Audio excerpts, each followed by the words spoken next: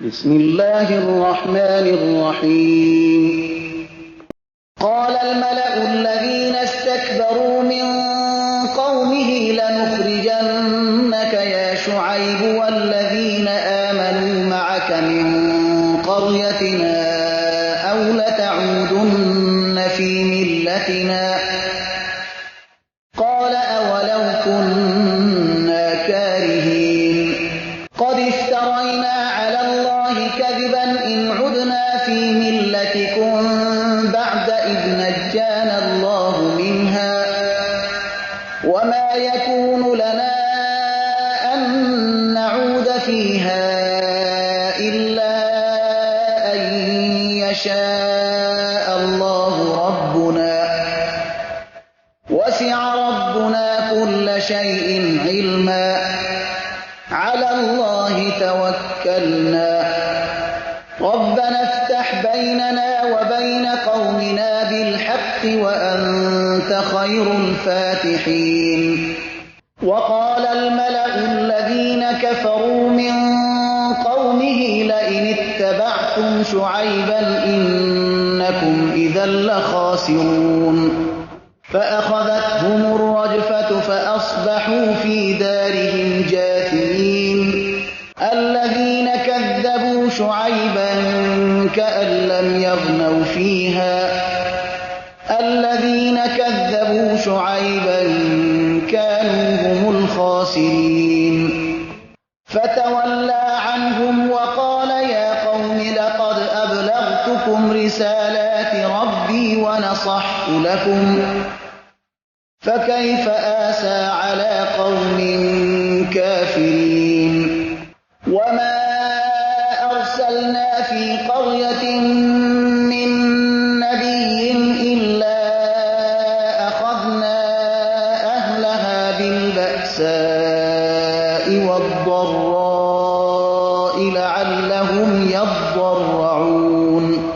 ثم بدلنا مكان السيئة الحسنة حتى عفوا وقالوا قد مس آباءنا الضراء والسراء فأخذناهم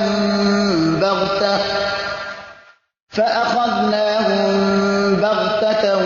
وهم لا يشعرون. ولو أن أهل القرى آمنوا واتقوا لفتحنا عليهم بركات من السماء والأرض ولكن كذبوا فأخذناهم بما كانوا يكسبون. أفأمن أهل القرى أن يأتيهم بأسنا بياتا وهم نائمون أوأمن أهل القرى أن يأتيهم بأسنا ضحى وهم يلعبون أفأمنوا مكر الله فلا يأمن مكر الله إلا القوم الخاسرون. أولم يهد للذين يرثون الأرض من بعد أهلها أن لو نشاء أصبناهم بذنوبهم ونطبع على قلوبهم فهم لا يسمعون. تلك القرى نقص عليك من أنبائها ولقد جاءتهم رسلهم بالبينات فما كانوا ليؤمنوا بما كذبوا من قبل كذلك يطبع الله على قلوب الكافرين. وما وجدنا لأكثرهم من عهد وإن وجدنا أكثرهم لفاسقين.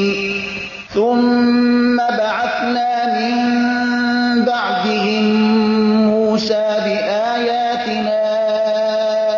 إلى فرعون وملئه فظلموا بها فانظر كيف كان عاقبة المفسدين وقال موسى يا فرعون إني رسول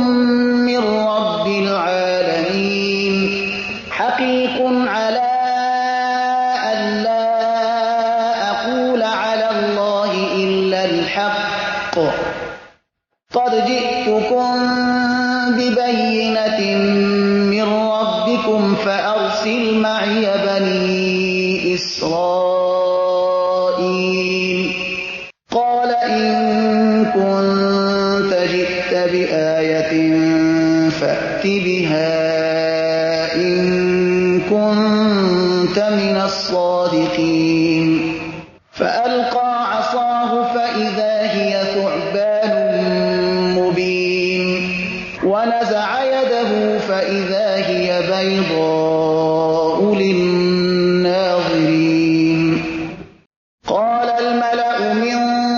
قوم فرعون إن هذا لساحر عليم يريد أن يخرجكم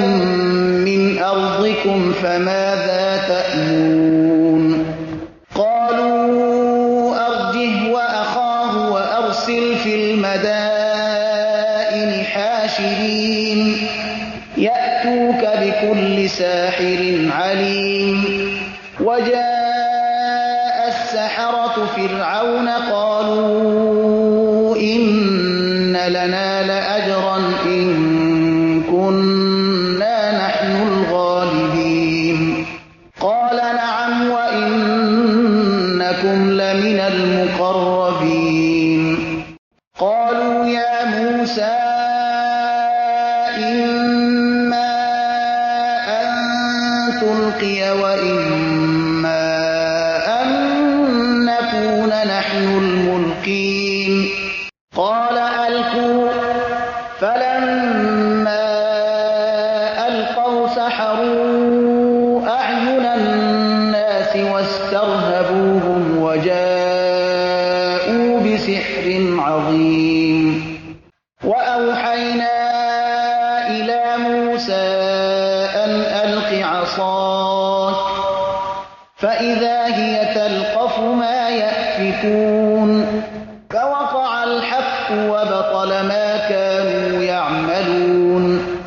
فغلبوا هنالك وانقلبوا صاغرين وألقي السحرة ساجدين قالوا آمنا برب العالمين رب موسى وهارون قال فرعون آمنتم به قبل أن آذن لكم إن هذا لمكر مكرتموه في المدينة لتخرجوا منها أهلها فسوف تعلمون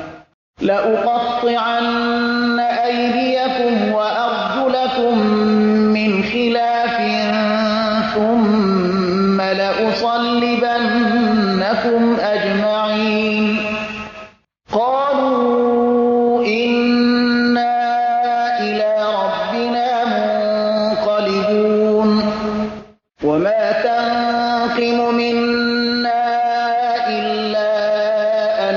آمنا بآيات ربنا لما جاءتنا ربنا أفرغ علينا صبرا وتوفنا مسلمين وقال الملأ من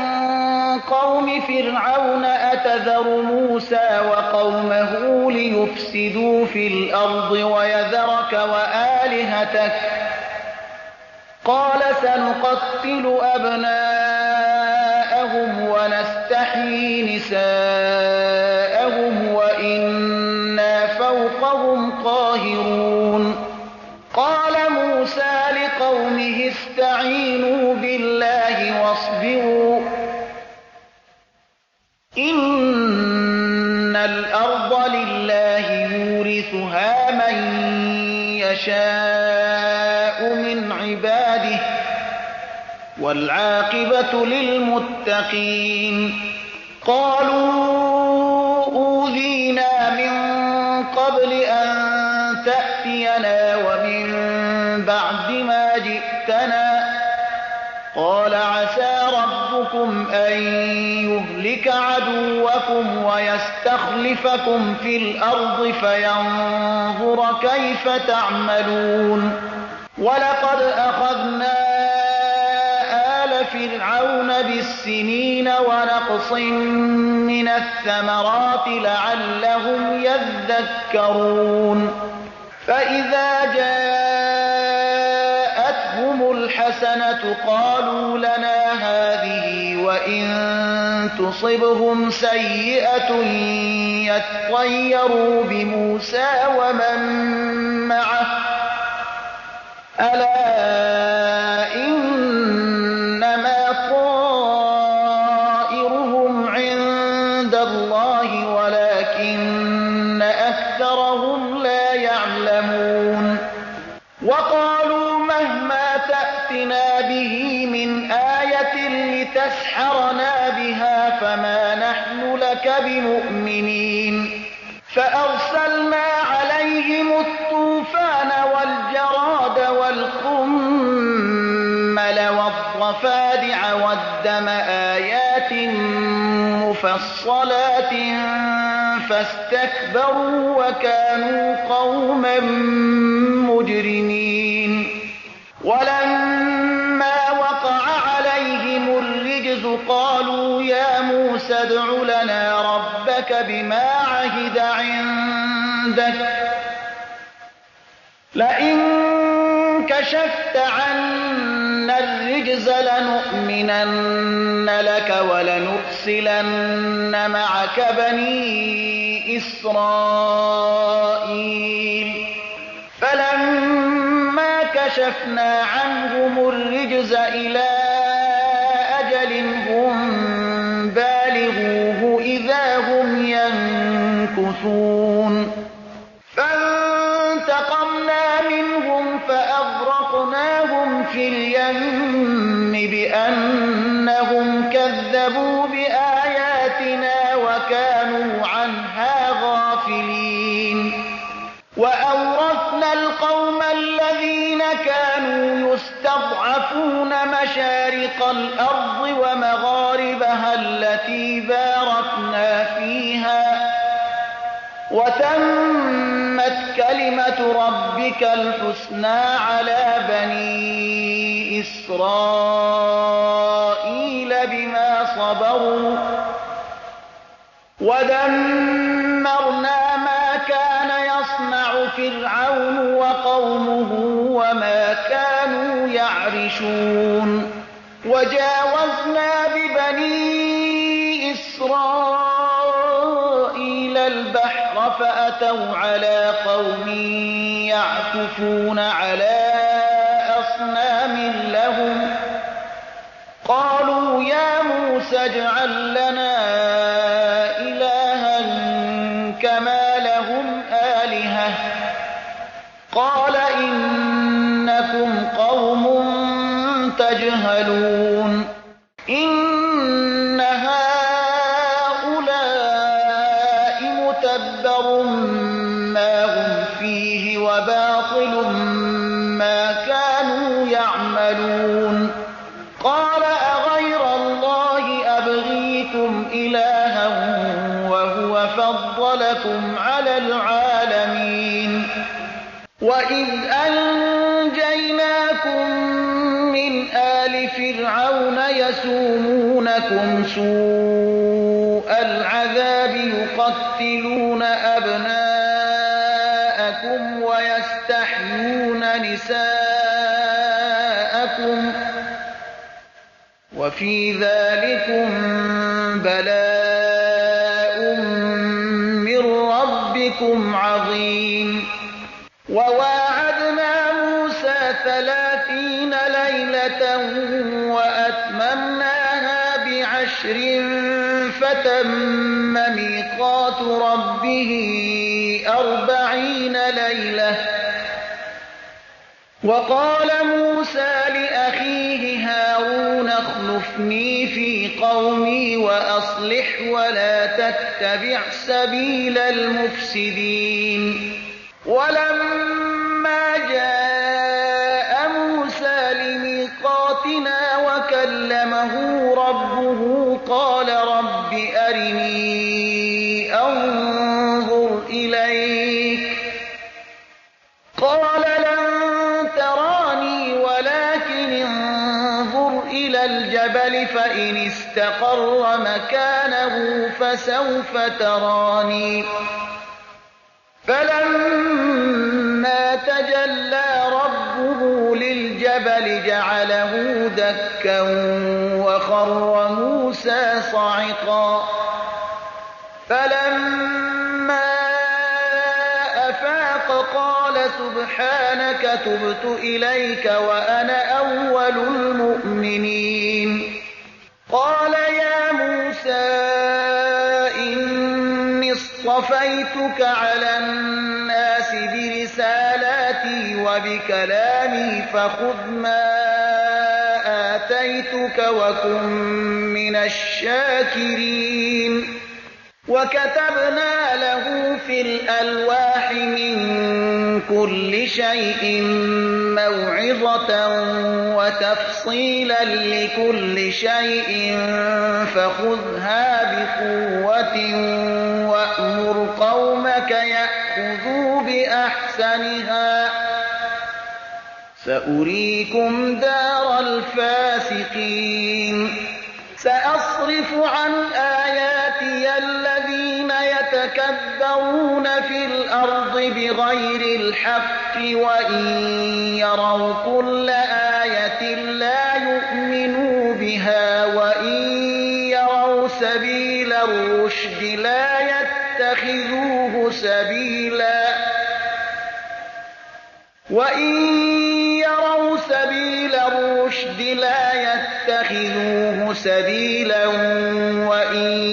يروا سبيل الغي يتخذوه سبيلا. ذلك بأنهم كذبوا بآياتنا وكانوا عنها غافلين. والذين كذبوا بآياتنا ولقاء الآخرة حبطت أعمالهم هل يجزون إلا ما كانوا يعملون. واتخذ قوم موسى من بعده من حليهم عجلا جسدا له خوار ألم يروا أنه لا يكلمهم ولا يهديهم سبيلا اتخذوه وكانوا ظالمين. ولما سقط في أيديهم ورأوا أنهم قد ضلوا قالوا لئن لم يرحمنا ربنا ويغفر لنا لنكونن من الخاسرين.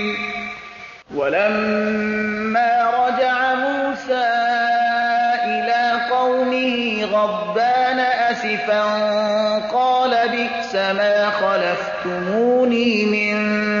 بعدي أعجلتم أمر ربكم وألقى الألواح وأخذ برأس أخيه يجره إليه قال ابن أم إن القوم استضعفوني وكادوا يقتلونني فلا تشمت بي الأعداء ولا تجعلني مع القوم الظالمين. قال رب اغفر لي ولأخي وأدخلنا في رحمتك وأنت أرحم الراحمين. إن الذين اتخذوا العجل سينالهم غضب من ربهم وذلة في الحياة الدنيا وكذلك نجزي المفترين. والذين عملوا السيئات ثم تابوا من بعدها وآمنوا إن ربك من بعدها لغفور رحيم. ولما سكت عن موسى الغضب أخذ الألواح وفي نسختها هدى ورحمة للذين هم لربهم يرهبون. واختار موسى قومه 70 رجلا لميقاتنا فلما أخذتهم الرجفة قال رب لو شئت أهلكتهم من قبل وإياي أتهلكنا بما فعل السفهاء منا إن هي إلا فتنتك تضل بها من تشاء وتهدي من تشاء أنت ولينا فاغفر لنا وارحمنا وأنت خير الغافرين. واكتب لنا في هذه الدنيا حسنة وفي الآخرة إنا هدنا إليك. قال عذابي أصيب به من أشاء ورحمتي وسعت كل شيء فسأكتبها للذين يتقون ويؤتون الزكاة والذين هم بآياتنا يؤمنون.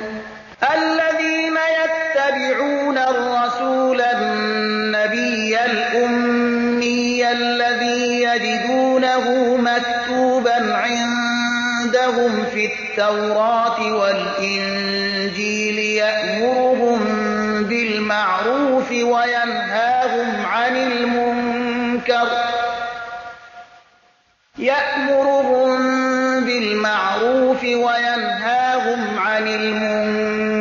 ويحل لهم الطيبات ويحرم عليهم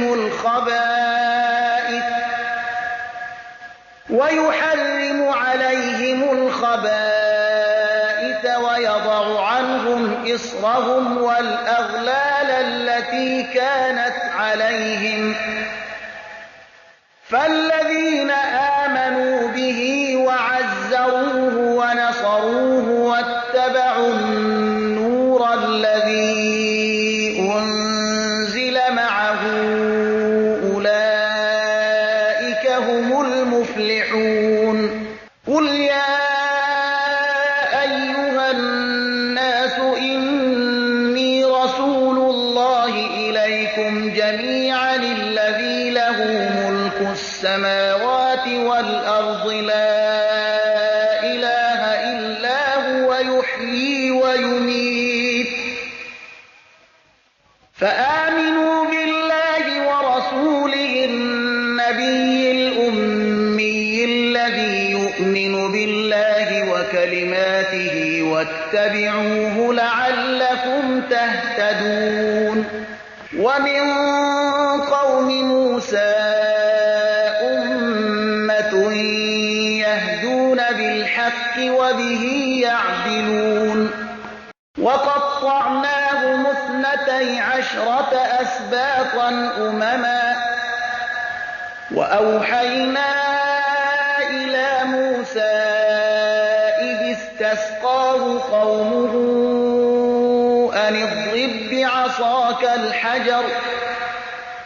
فانبجست منه 12 عينا قد علم كل أناس مشربهم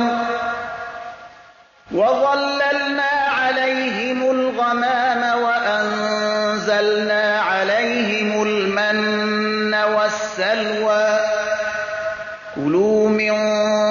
طيبات ما رزقناكم وما ظلمونا ولكن كانوا أنفسهم هم يظلمون وإذ قيل لهم اسكنوا هذه القرية وكلوا منها حيث شئتم وقولوا حطة وادخلوا الباب سجدا نغفر لكم خطيئاتكم سنزيد المحسنين فبدل الذين ظلموا منهم قولا غير الذي قيل لهم فأرسلنا عليهم رجزا من السماء بما كانوا يظلمون واسألهم عن القرية التي كانت حاضرة البحر إذ يعدون في السبت إذ تأتيهم حيتانهم يوم سبتهم شرعا ويوم لا يسبتون لا تأتيهم كذلك نبلوهم بما كانوا يفسقون وإذ قالت أمة منهم لم تعظون قوما الله مهلكهم أو معذبهم عذابا شديدا قالوا معذرة إلى ربكم ولعلهم يتقون فلما نسوا ما ذكروا به أنجينا الذين ينهون عن السوء وأخذنا الذين ظلموا بعذاب بئيس بما كانوا يفسقون فلما عتوا عما نهوا عنه قلنا لهم كونوا قردة خاسئين وإذ تأذن ربك ليبعثن عليهم إلى يوم القيامة من يسومهم سوء العذاب إن ربك لسريع العقاب وإنه لغفور رحيم وقطعناهم في الأرض أمما منهم الصالحون ومنهم دون ذلك وبلوناهم بالحسنات والسيئات لعلهم يرجعون فخلف من بعدهم خلف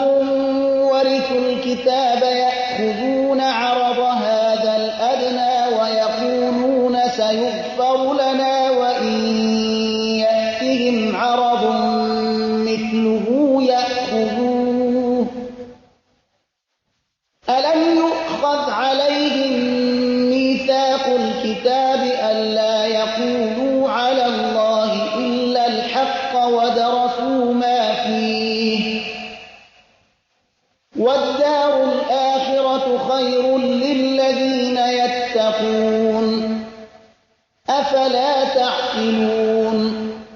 والذين يمسكون بالكتاب وأقاموا الصلاة إنا لا نضيع أجر المصلحين وإذ نتقنا الجبل فوقهم كأنه ظلة وظنوا أنه واقع بهم خذوا ما آتيناكم بقوة واذكروا ما فيه لعلكم تتقون وإذ أخذ ربك من بني آدم من ظهورهم ذريتهم وأشهدهم على أنفسهم ألست بربكم قالوا بلى شهدنا أن تقولوا يوم القيامة إنا كنا عن هذا غافلين أو تقولوا إنما أشرك آباؤنا من قبل وكنا ذرية من بعدهم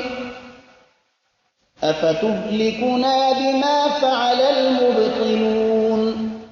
وكذلك نفصل الآيات ولعلهم يرجعون واتل عليهم نبأ الذي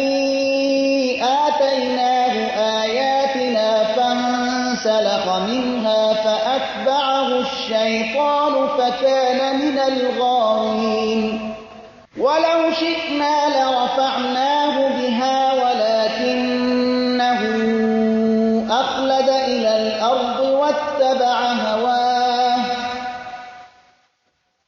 فمثله كمثل الكلب إن تحمل عليه يلهث أو تتركه يلهث ذلك مثل القوم الذين كذبوا بآياتنا فاقصص القصص لعلهم يتفكرون ساء مثلا القوم الذين كذبوا بآياتنا وأنفسهم كانوا يظلمون من يهد الله فهو المهتدي ومن يضلل فأولئك هم الخاسرون ولقد ذرأنا لجهنم كثيرا من الجن والإنس لهم قلوب لا يفقهون بها ولهم أعين لا يبصرون بها ولهم آذان لا يسمعون بها أولئك كالأنعام بل هم أضل أولئك هم الغافلون ولله الأسماء الحسنى فادعوه بها وذروا الذين يلحدون في أسمائه سيجزون ما كانوا يعملون وممن خلقنا أمة يهدون بالحق وبه يعدلون والذين كذبوا بآياتنا سنستدرجهم من حيث لا يعلمون وأملي لهم إن كيدي متين أولم يتفكروا ما بصاحبهم من جنة إن هو إلا نذير مبين أولم ينظروا في ملكوت السماوات والأرض وما خلق الله من شيء وأن عسى أن يكون قد اقترب أجلهم فبأي حديث بعده يؤمنون من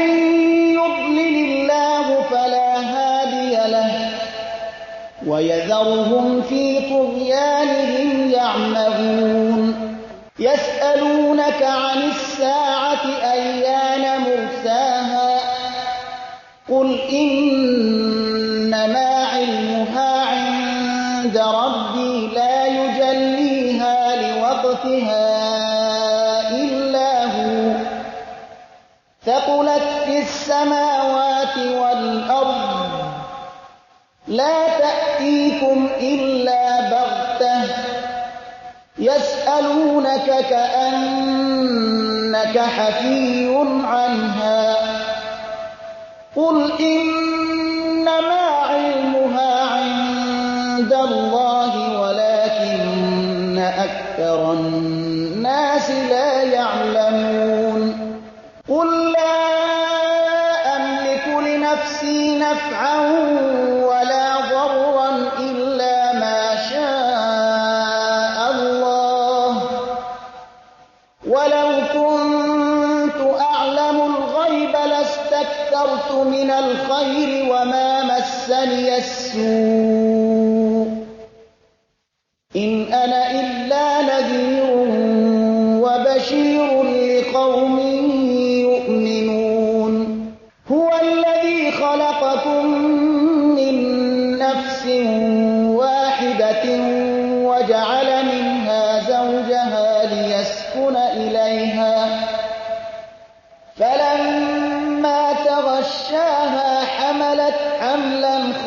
خفيفا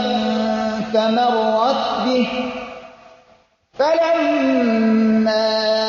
أثقلت دعوا الله ربهما لئن آتيتنا صالحا لنكونن من الشاكرين فلما آتاهما صالحا جعلا له شركاء فيما آتاهما فتعالى الله عما يشركون أيشركون ما لا يخلق شيئا وهم يخلقون ولا يستطيعون لهم نصرا ولا أنفسهم ينصرون وإن تدعوهم إلى الهدى لا يتبعوكم سواء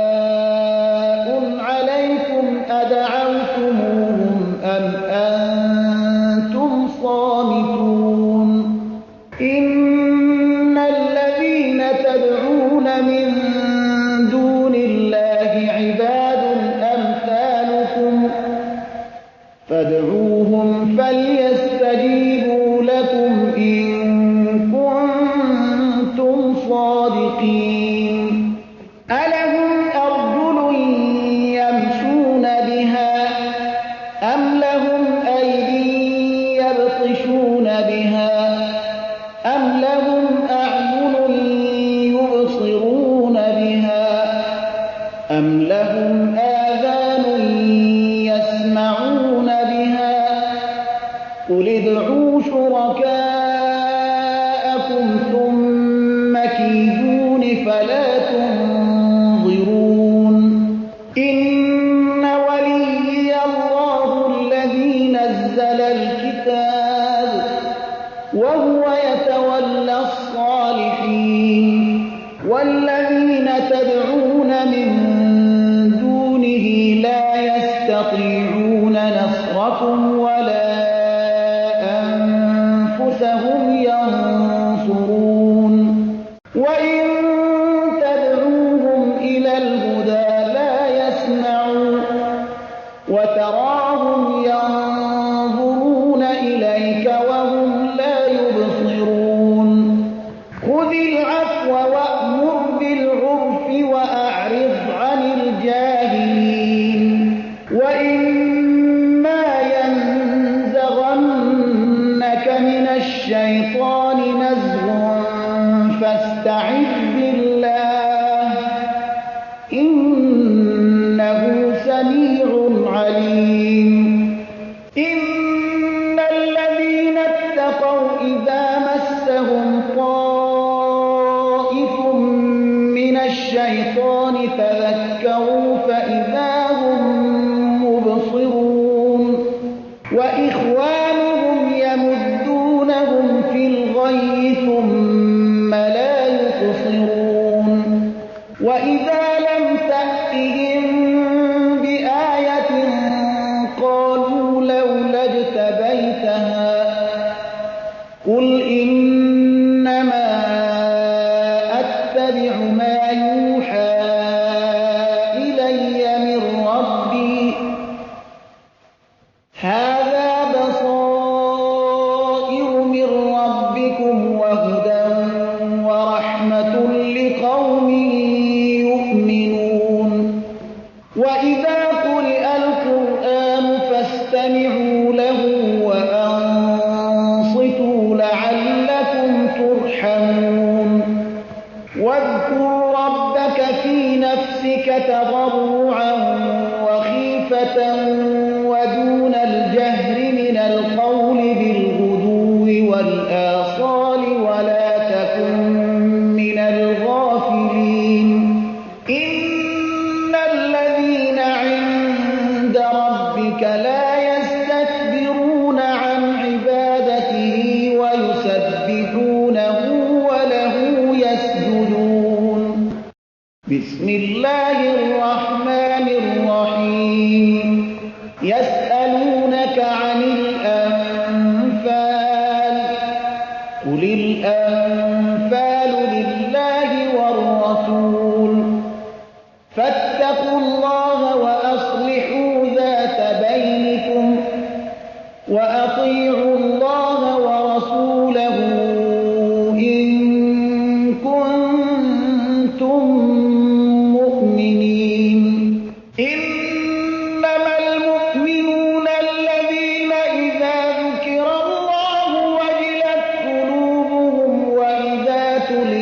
عليهم آياته زادتهم إيمانا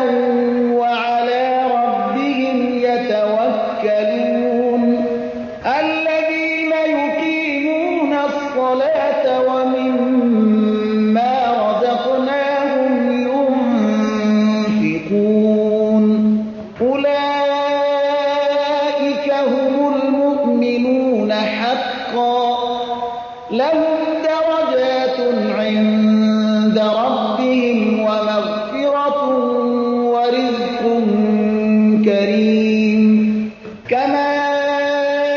أخرجك ربك من بيتك بالحق وإن فريقا من المؤمنين لكارهون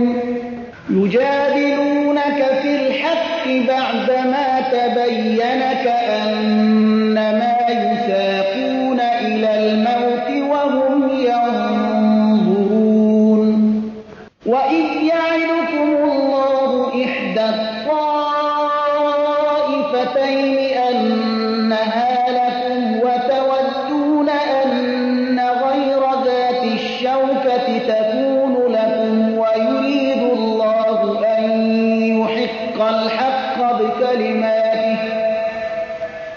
ويريد الله أن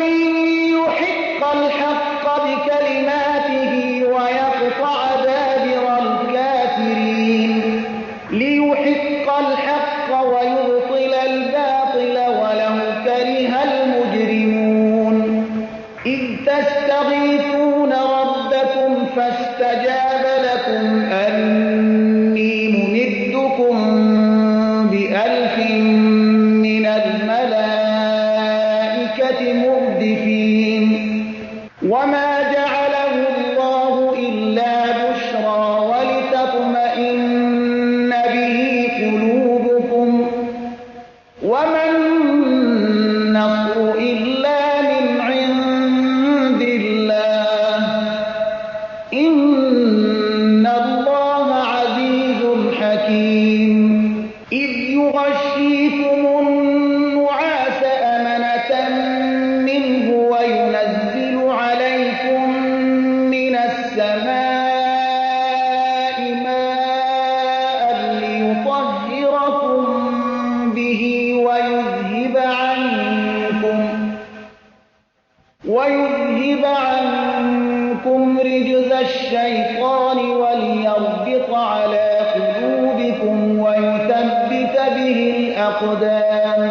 إذ يوحي ربك إلى الملائكة أني معكم فثبتوا الذين آمنوا سألقي في قلوب الذين كفروا الرعب فاضربوا فوق الأعناق واضربوا منهم كل بنان ذلك بأنهم شاقوا الله ورسوله ومن يشاقق الله ورسوله فإن الله شديد العقاب ذلكم فذوقوه وأن للكافرين عذاب النار يا أيها الذين آمنوا إذا لقيتم الذين كفروا زحفا فلا تولوهم الأدبار ومن يولهم يومئذ دبره إلا متحرفا لقتال أو متحيزا إلى فئة فقد باء بغضب من الله ومأواه جهنم وبئس المصير فلم تقتلوهم ولكن الله قتلهم وما رميت إذ رميت ولكن الله رمى وليبلي المؤمنين منه بلاء حسنا إن الله سميع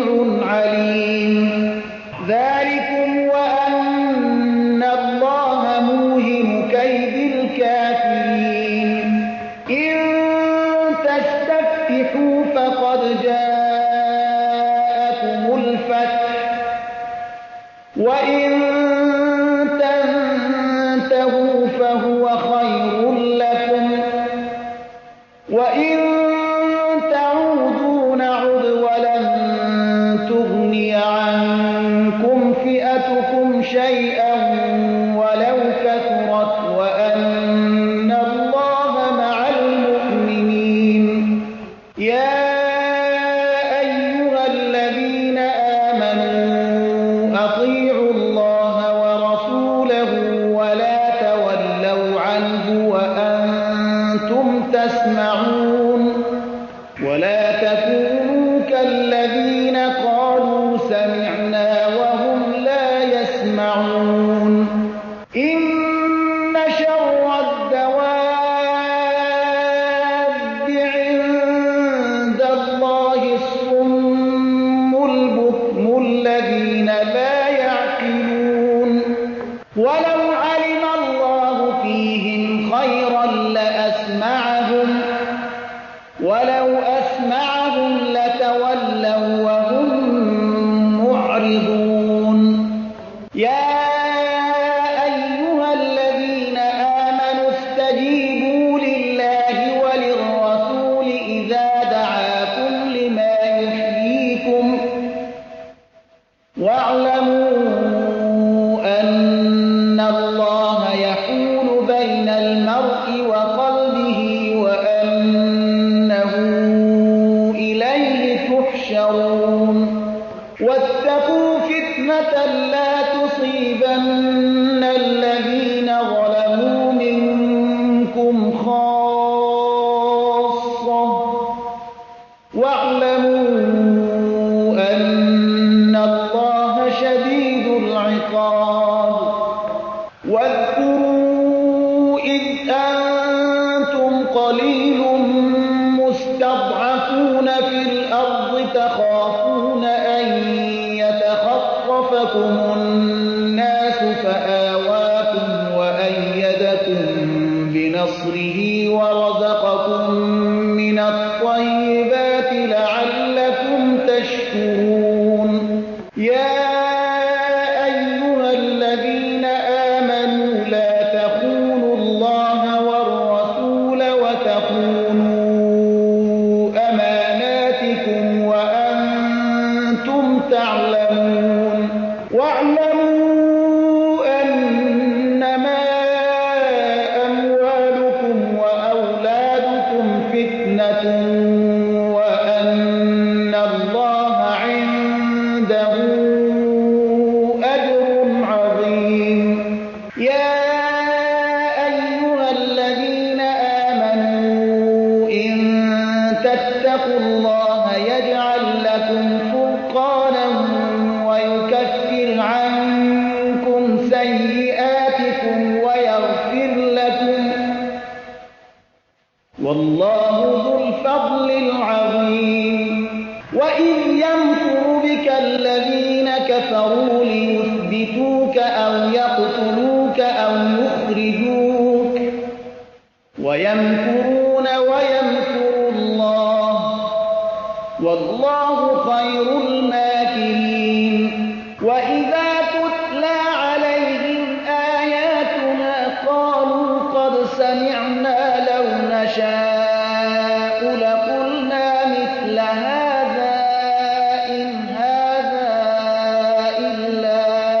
أساطير الأولين. وإذ قالوا اللهم إن كان هذا هو الحق من عندك فأمطر علينا حجارة من السماء أو ائتنا بعذاب أليم. وما كان الله ليعذبهم وأنت فيهم وما كان الله معذبهم وهم يستغفرون. وما لهم ألا يعذبهم الله وهم يصدون عن المسجد الحرام وما كانوا أولياءه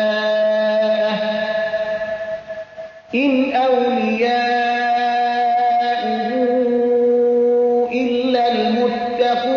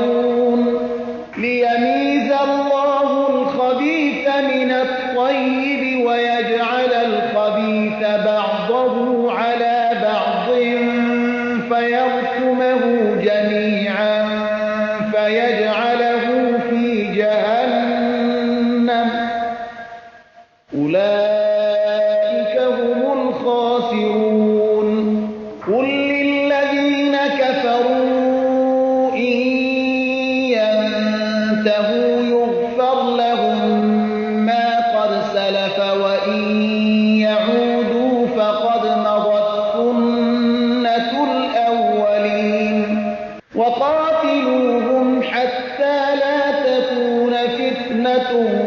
ويكون الدين كله لله، فإن انتهوا فإن الله بما يعملون بصير،